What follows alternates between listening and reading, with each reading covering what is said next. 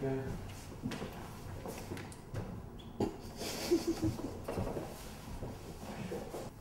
on. Probably me picking up a guitar age 12, playing some heavy metal music basically. At the age of 12? Yeah, man. At age 13 I had a first band. When did you first have a wank? 16. Good old days. That's a lie, actually. That's a lie. I remember having, my mum and dad had an acoustic guitar, and they weren't very musical, my mum and dad. They had about 3 vinyl albums, and they used to have an acoustic guitar. This is my mum and dad as well, yeah, by the way. our mum and dad. My mum.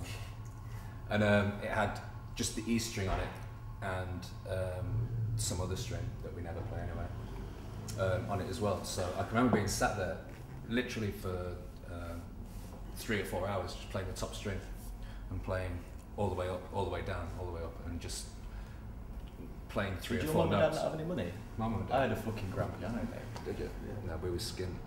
My bedroom was skin. You had all the Cloud 9 shit. Yeah, so, and then from doing that, that was my first introduction to music really, well, playing any kind of music. And that basically paved the way for the band in the sense that when I got to school and I had friends from outside my kind of social... Real friends? Yeah. Friends from different areas. They had older brothers that were cool, that were skaters, that were into all sorts of great stuff. And it was the first time I got played a Spaceman 3 album and basically heard what I was doing on the top string of a guitar for 3 or 4 years. Prick. Yeah, basically heard that on record, but done through amazing Vox amplifiers. And is that loud enough? Yeah, and really, cool. Just really beautiful. Really, it really made me think, wow, I could do this. And it's been something that we tried to carry on in the band to some degree because it was something that got us started. So that's why Paul is, for me, one of the best guitarists around, because he continues to do that and sound different to everybody else, but put his own thing into that whole top string kind of E string, playing one string sort of ethos. The first bit of music that really blew my mind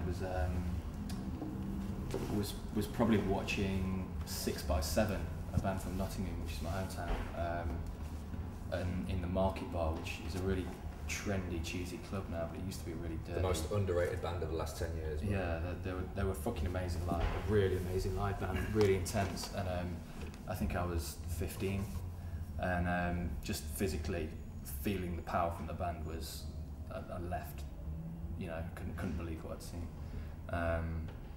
On record, I'd probably say Suicide was one of the most life-changing moments to listen to a record, and be so surprised to this, that because everybody was referencing us to Suicide, and I can honestly tell you we'd never heard them up to a point, and someone was like, you've got to listen to Suicide, you've got to listen to Suicide, you've got to listen to Suicide. So I bought Suicide. I was just really excited actually that there was another band sort of doing a similar thing, because at that time there was only 3 of us and we were literally playing to a drum machine, and it was very similar. It was just really exciting to hear something like that.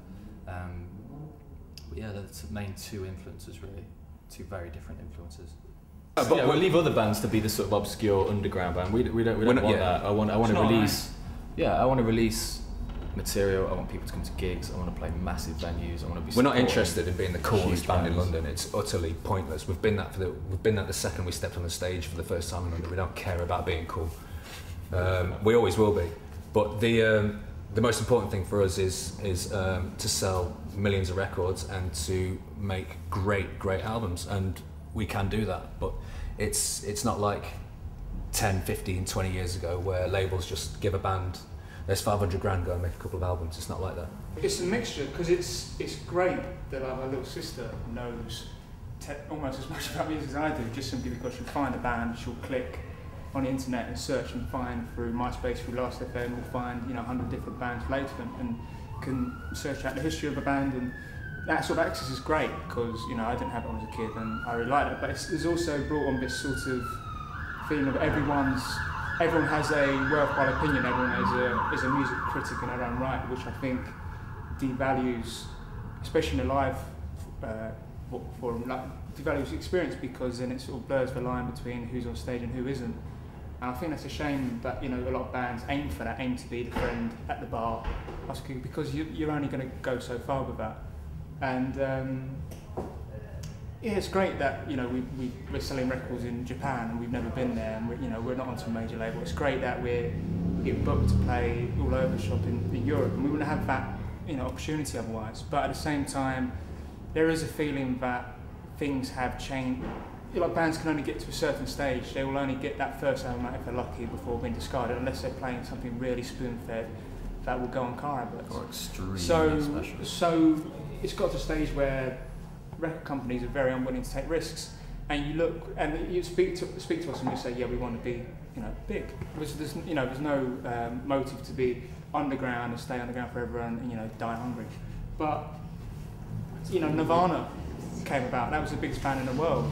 It's not the idea of being big and pop doesn't mean you have to be a pop band. Doesn't mean you have to be something off the X Factor. But there's certainly a degree of feeling that record labels are just plain scared to take risks. I think anyone who does take the next big risk, whether it be on us or the next band, will make a lot of money, because everyone else is just placing their bets very safely and then turning the bands over as soon as people get tired of hearing the same stuff. I agree. Why is music important? Carl? Here's the answer. God, is the answer. Here's the answer, look. Music is life, isn't it? I don't know. It's enough. Can't bring my shade. Thank you.